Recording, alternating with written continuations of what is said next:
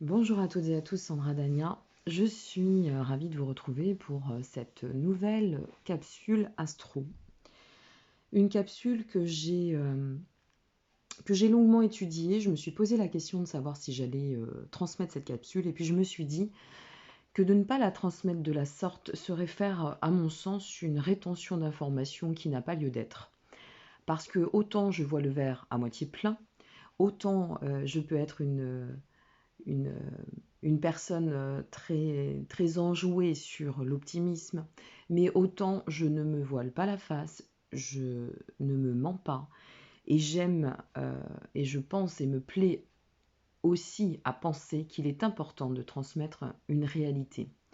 L'astrologie est un outil fabuleux pour cela, et forcément, bien qu'on ait l'habitude de se voir entendre des choses positives, et bien aussi il y a le contexte avec ce coronavirus, qui nous amène à devoir voir non plus les choses uniquement de manière positive dans l'après, dans l'espoir qu'il va falloir nourrir, mais dans la configuration telle qu'elle est.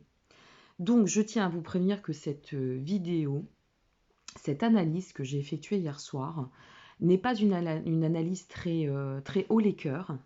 Donc à celles et ceux qui préfèrent ne pas savoir, puisque j'en ai eu qui m'ont dit je préfère ne pas savoir que de savoir, eh bien ne regardez pas cette vidéo. Et à celles et ceux qui souhaitent évoluer dans le bon sens et vivre cette situation qui n'est pas finie de confinement, qui n'est pas finie, je le répète, de manière plus anticipée et plus, je dirais, sereine, bienvenue. Alors je commence mon analyse comme toujours, je vais survoler les aspects, je vais vous expliquer dans le message de fond pour que chaque personne qui regardera cette vidéo, quelle que soit sa connaissance en astrologie, puisse comprendre le sens profond du message. Et je vais donc faire référence à cette prochaine pleine lune du 8 avril, pleine lune qui se situera en Balance.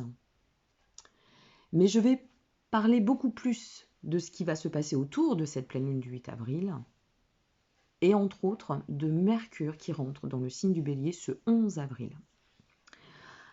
Une fois de plus, je vous le répète, cette vidéo, vous ne trouverez pas des nuages bleus au vu de la configuration. Donc l'accent ici, c'est de comprendre qu'il y a tout intérêt à entendre que nous ne sommes pas sur des mesures qui sont terminées, nous ne sommes pas sur des mesures légères, il faut arrêter de prendre les choses à la légère, et qu'il est important de comprendre que, autant avec Mercure en Poisson jusqu'à ce 11 avril, ça nous a apporté effectivement énormément de flottement. Ça nous a apporté, si vous voulez, c'est un signe qui impacte sur la santé fortement. Et là, on ne peut que le confirmer. Ça nous a placés dans des comportements totalement nébuleux. Que ce soit nous, à titre individuel, on ne sait pas à quelle sauce on va être mangé, on ne sait pas de quoi demain ça sera fait, comment les commerces vont être ravitaillés, et l'État au milieu qui a mis du temps à se positionner, je pense, ne sachant pas à ce moment-là, vraiment n'ayant pas pris la dimension de l'importance de la situation. Bon, ils l'ont pris plus tardivement, c'est fait. Voilà, on ne va pas non plus revenir dessus, ça ne sert à rien d'épiloguer, mais tout cela, tout ce mercure en poisson, eh bien, ça amène, si vous voulez, ça impacte fortement la conscience collective.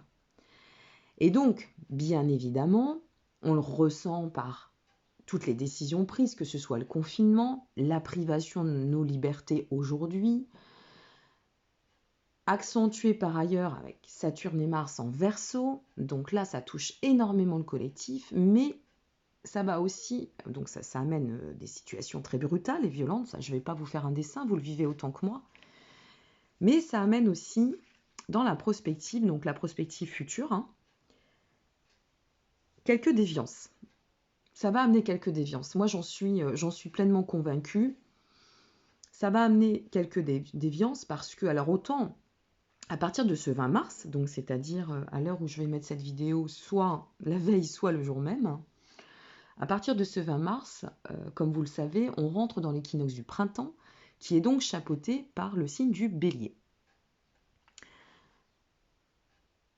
Donc finalement, cette pleine lune du 8 avril prochain, eh bien, elle va se voir influencée face aux aspects par cette phase en Bélier, dans le signe du Bélier. Et tout cela accentué par un Mars qui va arriver en Verseau, qui est arrivé en Verseau, qui sera encore présent durant quelques semaines. Eh bien, ça va malheureusement, je crois, amener à de fortes probabilités d'apporter de nouvelles initiatives, plus drastiques encore de la part de l'État. Et à mon sens, de prolonger, je fais toujours des bugs, de prolonger ce confinement, mais dans une autre dimension, par obligation. Pourquoi ? Eh bien parce qu'autant en poisson, je demeure poisson, ça n'est pas une critique, c'est juste un état de fait. En poisson, si vous voulez, les poissons, c'est des ambiances très flottantes avec les poissons. Hein. Nous, on aime bien se laisser porter, on aime bien être dans la rêverie, on est beaucoup dans l'émulation cérébrale, on voit les choses avec un aspect toujours très, très fleur bleue. On est vraiment presque un peu, je dirais, quand on ne le travaille pas, mais on est vraiment dans cette approche candide de la vie, tout est beau, tout le monde est gentil, etc. Et là, en bélier, ça va pas être du tout la même vibration. Mais alors pas du tout, mes amis. En bélier, on a des aspects entêtés. On a des aspects assez vifs. Il ne faut pas oublier que c'est un signe de feu. Donc, on va passer dans une ambiance qui ne sera pas du tout la même et qui va switcher, je dirais, de manière quasi instantanée. À mon avis, à partir du 24 mars, attendons-nous à devoir faire face à une ouverture d'un climat plus tendancieux, constitué de plus de tensions, un climat de rébellion. Voilà, moi je le dis, je pense que avec en plus le soleil qui va présenter le bout de son nez, depuis 2 jours c'est le cas, eh bien ça va redonner de la joie à certains, celles et ceux qui jouent le rôle du confinement, le rôle du sérieux, et qui ont pris mesure de toute cette dimension autour de ce virus. Ça va redonner du baume aux esprits. Ça, c'est une bonne chose, si vous voulez. On va pouvoir ouvrir les fenêtres, malheureusement pour celles et ceux, et j'ai une forte pensée pour eux qui n'ont pas d'extérieur, eh bien, on ouvrira les fenêtres, on va prendre de la vitamine D, on va se dire, bon, bah oui, on est confiné, ça va nous donner envie de sortir. Et c'est là où va être la problématique. C'est qu'il y en a certains qui n'y joueront pas le jeu. Et il y en a certains, si vous voulez, qui vont se positionner là, pour le coup, je dirais, face aux aspects des effets de Saturne et Mars en Verseau.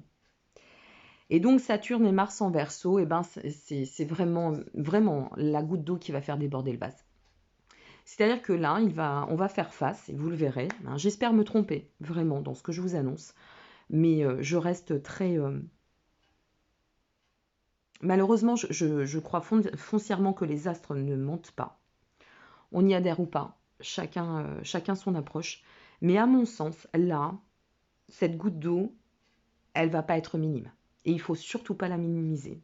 Vu les aspects, vu les transits, il ne faut pas minimiser ce Saturne en Verseau accentué de Mars en Verseau. Les Verseaux, le signe du Verseau, c'est très attaché à la liberté,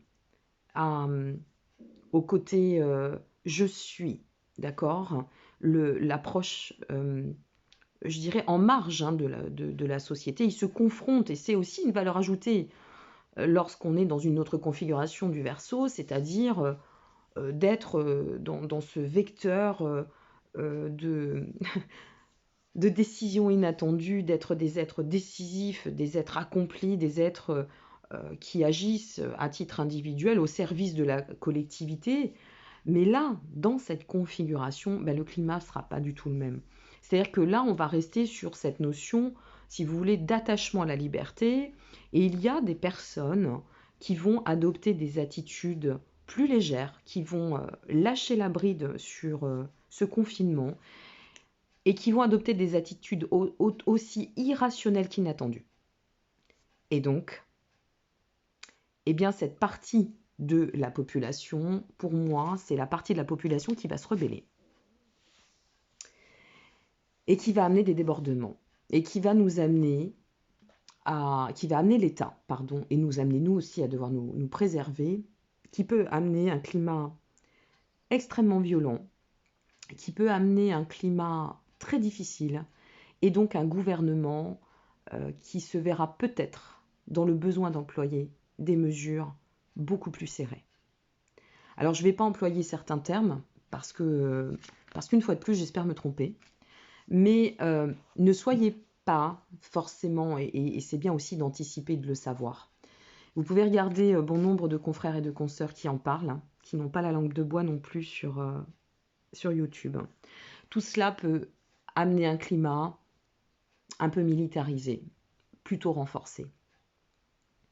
Jusqu'alors, moi qui travaille parallèlement à ma vocation, comme vous le savez, dans le secteur hospitalier, j'ai mes papiers de mon employeur, mais je passe à travers parce qu'il n'y a pas de contrôle de police. On est sur une région où il n'y a pas de contrôle de police. J'ai vu aucun policier sur aucun rond-point. Donc c'est bien parce que autour de cela, je constate quand même qu'il y a pas mal de gens qui jouent le jeu dans ma région. Mais toutes les régions n'agiront pas comme ça. Toutes les régions n'agiront pas comme ça. Et donc je pense que c'est là où va se poser le problème, c'est-à-dire que les uns vont payer par la faute des autres, par ces attitudes individualistes, nombrilistes, j'irais même jusqu'à dire nombrilistes, parce que ces gens n'auront pas conscience de la gravité et du danger qu'ils apporteront au niveau de la collectivité. Et donc, en sa forme, eh bien, je crois que là, on va les voir, les forces de l'ordre. Et si on ne voit pas les forces de l'ordre, ben, je pense que c'est les militaires qu'on va voir. Voilà, et je le crois foncièrement. Je crois que sur ce mois d'avril, les mesures ont de fortes chances, à cause de tout cela, à cause de ces débordements, d'être renforcées. Je ne suis pas alarmiste. Attention, c'est pas une approche alarmiste une fois de plus. C'est juste de vous transmettre ce qu'il faut entendre, quoi. Il faut arrêter de... Bien sûr, l'espoir, c'est bien de se dire, on espère qu'il n'y a que 15 jours de confinement, et moi la première. Je fais chez moi l'hôpital chez moi, et je suis, fort heureusement, j'ai une terrasse, une petite terrasse, mais voilà, je suis comme vous. Donc, tout comme vous, j'espère que ça ne va pas continuer, mais je n'y crois pas. Au vu au vu de la carte du ciel, je n'y crois pas. Voilà, au vu de ce qui va se passer, c'est pour ça que je vous transmets cela. Pour que vous puissiez comprendre que là, on ne doit pas, mais vraiment pas, prendre à la légère ce qui se passe. On doit s'employer à entendre les préconisations, qu'on adhère ou pas au coronavirus, qu'on se dise que c'est de façon sous-jacente, qu'il y a quelque chose qui est détourné dans la manipulation. Ok, vous croyez ce que vous voulez.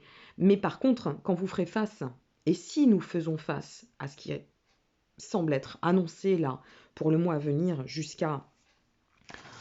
j'ai noté jusqu'à la prochaine pleine lune du 7 mai. D'ailleurs, je vais en parler rapidement, je vais survoler, mais ne prenez pas à la légère les choses, s'il vous plaît. C'est difficile d'être privé de liberté. On le voit déjà depuis ce 18 mars. On voit qu'en un jour de temps, les gens pètent les plombs.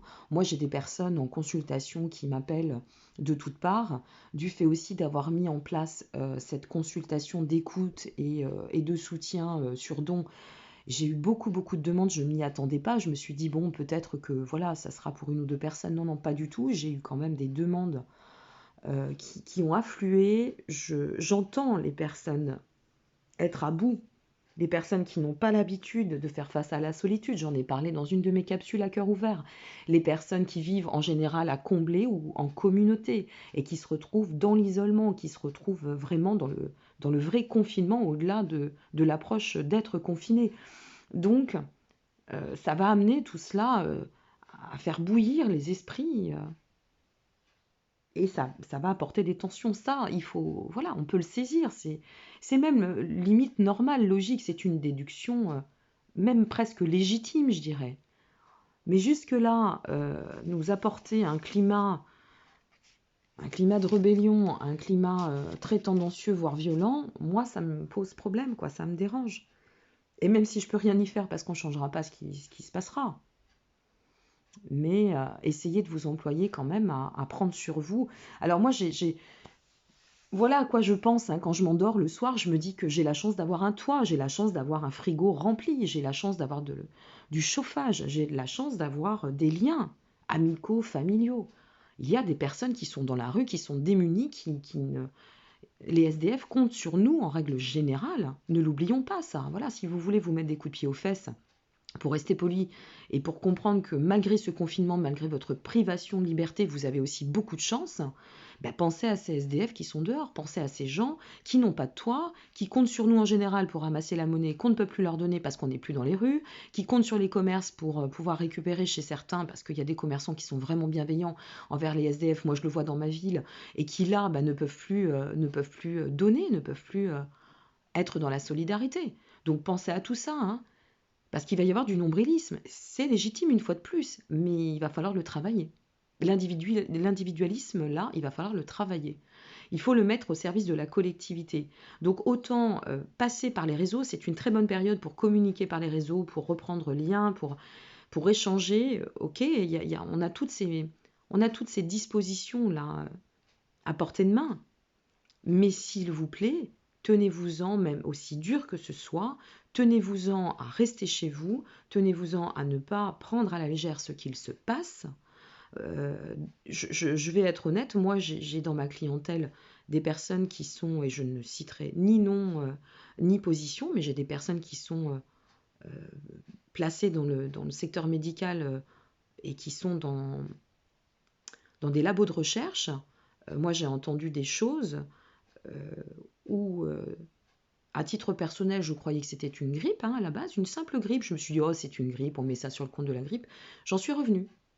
J'en suis revenue parce que c'est pas une simple grippe. Voilà, c'est tout ce que je dirais, mais c'est pas une simple grippe ce qu'on traverse. Donc maintenant, vous le prenez à la légère ou pas, vous êtes informés. Si on commence à avoir des débordements à partir de ce 20-24 mars, cette fin mars et début avril, voire jusqu'à mi-avril, attention, attention, parce que là, les villes... Moi, j'ai peur, que les grandes villes se voient... une fois de plus, je ne veux pas endiguer la peur, hein, mais je veux vous mettre en alarme, sans être alarmiste. Que vous soyez informés. Vous ne pourrez pas dire que vous ne le saviez pas. Voilà, on vous passe les informations. Vous ne pourrez pas dire « Ah bah tiens, non, j'avais pas entendu parler de ça ». Celles et ceux qui auront entendu, qui auront écouté jusqu'au bout cette vidéo, parce que c'est compliqué hein, d'écouter des vidéos jusqu'au bout. Ben oui, mais toutes les informations y sont. Si on vous fait des vidéos de 20 minutes, c'est pas pour parler dans l'air. Hein, c'est pas, on s'amuse pas. C'est du temps qu'on prend sur notre temps personnel. Moi, entre ma vocation, d'un côté, les rendez-vous qui s'affluent, et je rempile après 7 à 8 heures, pour ne pas dire peut-être des journées de 12 heures à partir de la semaine prochaine, croyez bien que je m'amuse pas à vous faire ça. Hein. Je m'amuse pas, enfin je veux dire, ça me fait plaisir de le faire, mais voilà, c'est pas du temps en l'air, hein. Mon temps il est compté. Voilà, mon temps chez moi il est très compté. Donc s'il vous plaît, écoutez les vidéos jusqu'au bout, on vous transmet pas n'importe quoi et on vous dit les choses comme elles sont. Si tant est que vous ayez bien envie, bien évidemment, d'entendre les choses comme elles sont. Donc, maintenant pour pousser, pour finir, je vais finir sur une note... une note un peu plus jolie, bien qu'on y reviendra de toute façon, mais on a la pleine lune du 7 mai prochaine. Alors autant on va avoir Vénus en Gémeaux à l'ascension de cette pleine lune qui risque de nous ramener aussi du fait d'avoir été privé de liberté à des sentiments de soulagement forcément, puisque là ça va commencer à se détendre normalement. Et on va rentrer dans des attitudes plus légères. Alors oui, il va y avoir, on va ressentir hein, cette